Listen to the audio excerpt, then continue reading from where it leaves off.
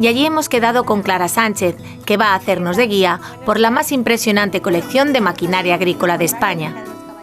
Aquagraria es fundamentalmente un museo, pero también es mucho más. Aquí tratamos de explicar cómo ha sido la evolución de la mecanización en el campo a través del agua.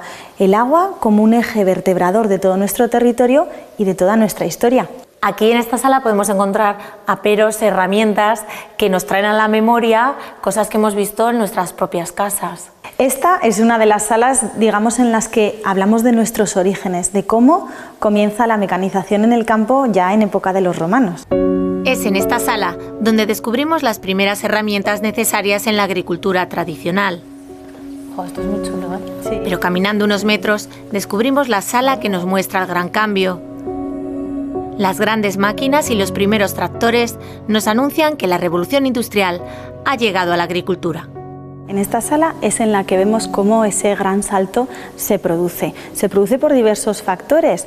Por una parte, vemos que en Aragón se empiezan a aumentar las hectáreas que se cultivan. Por otra parte, el éxodo rural que se produce en el primer tercio del siglo XX hace que la mano de obra sea escasa y más cara. Y el otro factor que también va a ser determinante es la Primera Guerra Mundial, ese momento en el que España se convierte en exportador de cereal. Tenemos los factores y aquí tenemos la maquinaria. Eso es, aquí tenemos ya la maquinaria que nos llega desde el extranjero.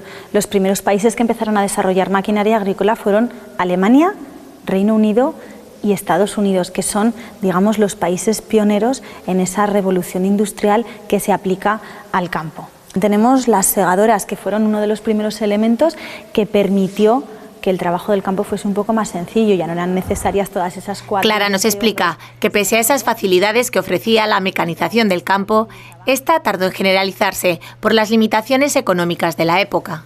Estas trilladoras de la marca Juria se empezaron a fabricar en Vitoria hacia 1911. ¿Y cuánto costaba una máquina en 1911? ¿Cuánto costaba una trilladora como esta? Pues mira, una trilladora como esta, a principios del siglo XX, podía costar unas 10.000 pesetas. De la época. De la época. ¿Y para un agricultor eso suponía? Pues mira, para un agricultor que ya no tenía que depender de la mano de obra, podía suponer que amortizase esa máquina en unos 10 años.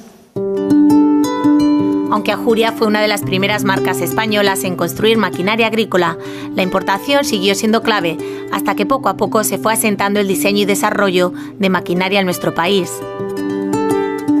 En Egea de los Caballeros no fue hasta los años 60 del siglo XX cuando empezaron a despuntar los primeros fabricantes.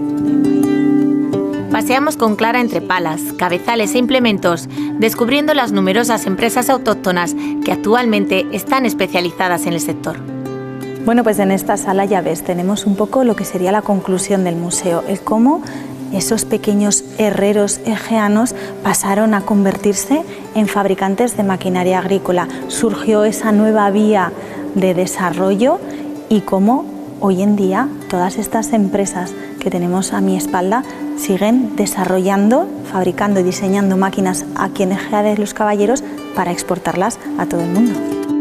Si la mecanización del campo supuso un antes y un después para Egea y las 5 villas, otro hito que cambiaría para siempre la vida y la fisonomía de estas tierras fue la construcción del canal de Bardenas y el embalse de Yesa.